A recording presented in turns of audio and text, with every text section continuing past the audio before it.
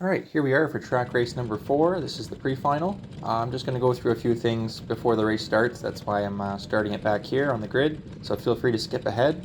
The main thing I want to touch upon is the fact that many people, when they have complaints about me or maybe questions about what happened out there on the track, anything along those lines, issues with me, they don't talk to me. They talk to everyone around me, but not me.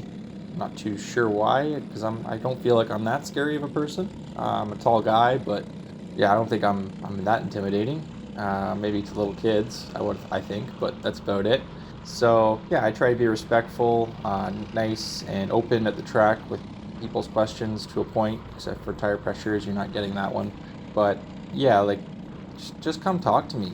Talking to my teammates and friends about me at other tracks, and even on the same day that the incident happened, it all comes back to me at the end of the day. Because I mean, that's what you want to have happen without actually directly talking to me, I guess. Which I'm not sure the purpose of. It doesn't solve anything, and I'm just gonna laugh at you if that's how you go about telling me how you think. So yeah, just come talk to me. I'm an open book, happy to resolve it, chat. Whether I agree or not, I'm willing to chat about it. So yeah, just something to consider, and let's get into the race and have some fun.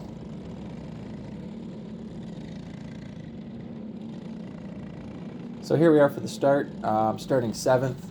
It's not the best place to be. I got a little hindered in qualifying, but not bad. I'm on the inside, and I got some decent drivers around me, so we're going to give it a go. Coming through the start here, everyone's pretty even. It was a pretty good start. Everyone's behaving, giving room. I got Ellie on my right side here, and Kevin's just going to end up being on my inside, coming up here as I push Zach through a little. And then I get a little touch coming through that corner, which is a little wide, but I still have a lot of momentum, so I'm going to have to take this corner from Kev. And unfortunately, he turns into my side pod a little bit, and I think that opens the door for more karts, and then they all get tangled up behind me. I could hear it in my helmet. I don't think you can hear it on the video, but yeah, a lot of tire squealing going on behind me. And when I look back, I think at this point here, I notice I have a huge gap behind, so yeah, now I'm just going to settle in and try and run these guys down. But just coming through this first corner here, I'm realizing, I don't have any front end. So I missed chasing the setup with that after qualifying, I guess. I didn't work the tires in enough on the warm-up lap. I'm not too sure, but yeah, at this point right now, I'm pushing on the wheel like crazy, leaning my body, trying to get that front end to bite in and go around the corners. Missing a lot of apexes. It doesn't look like it in the video too much, but I am, especially right here. You can see like super wide, and that was simply just because the front end wouldn't turn in. It was a little bizarre. I haven't had that in a long time, but yeah. So I think around lap 5, 4, I think it was lap 5 that it starts to bite in a bit, and we start to get moving again. But yeah, you can see I'm just running a little wide on all these corners, even turning in earlier than I would ever, just to try and get some heat in there. But yeah, it's just sliding right across the racetrack. Yeah, weird one, but hey, this is why we're here, testing and getting the rust off and making sure we're all good for the next week. So little incident in front there. I think the 480 got a little loose or got some help, I'm not too sure, into the dirt there, and they all got by him. So now I'm just going to try and catch up to him and see if we can use him to get to the next guy and the next guy and the next guy if we have time. But it is the pre-final, so it is a bit shorter of a race.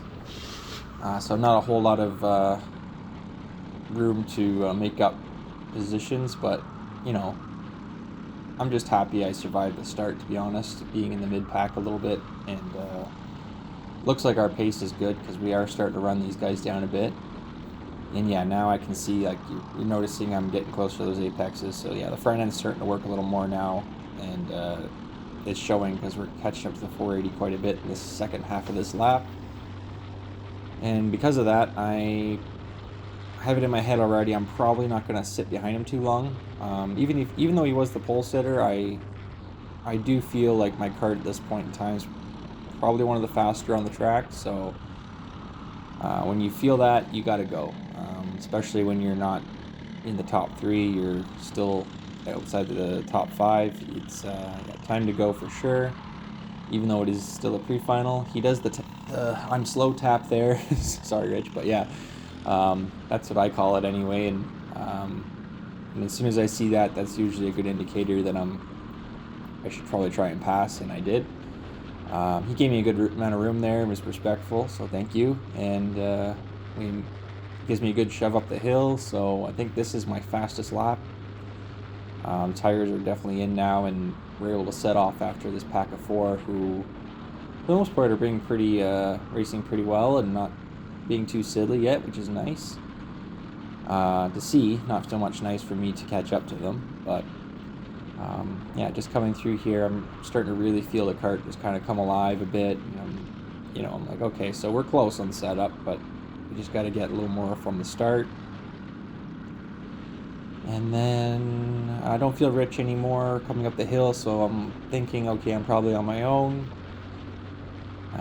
He probably just, like me, maybe went the other way on the setup. He was good at the start of the race and maybe not so good at the end. I'm not too sure, but